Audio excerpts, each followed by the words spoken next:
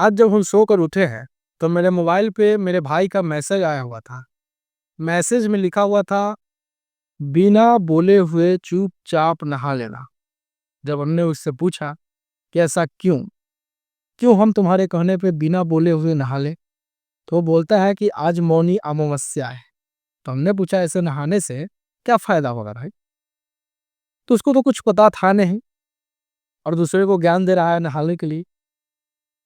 उससे जब हमने पूछा तो वो गूगल पे सर्च किया कि मौनी अमावस्या के दिन नहाने से, गुप्त नहान करने से, मतलब चुपचाप नहाने से क्या फायदा होता है। तो गूगल उसको जवाब देता है, आपके पाप जो है, आप पाप किए हुए हैं, वो पापों में कमी आएगी। दूसरी चीज, आपकी आत्मा शुद्ध हो जाएगी।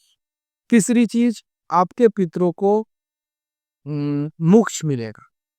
तो हमने उससे पूछा कि तुम मेरे पाप को कम करने के लिए नहाने के लिए बोल रहे हो, तो हमने कोई पाप किया ही नहीं है। कहाँ हम 2-4-10 मर्डर किए हुए हैं जो हमको पाप लगा हुआ है। अगर तुम्हारे कहने से हम नहा ले, इसका मतलब है कि हम खुद को पापी समझ रहे हैं, और तुम हमको पापी समझ रहे हो इसलिए तुम हमको नहाने के लिए बोल रहे हो। तो पापी तो हम है नहीं कि तुम्हारे कहने से हम सुबह सुबह नहा लेंगे।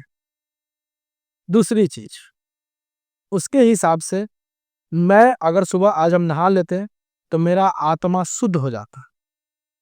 भाई, मेरे शरीर में आत्मा कहाँ है ये हमको पता ही नहीं है। तुम हमको बता दो कि इस जगह पे आत्मा है, सीधा उसको धो लेंगे, मेरा आत्मा शुद्ध हो जाएगा, साफ हो जाएगा।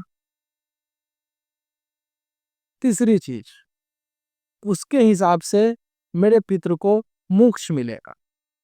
तो क्या अभी मेरा पितृ जो है वो जंगल में घूम रहे हैं? तो खुद बोल रहा है मेरा भाई।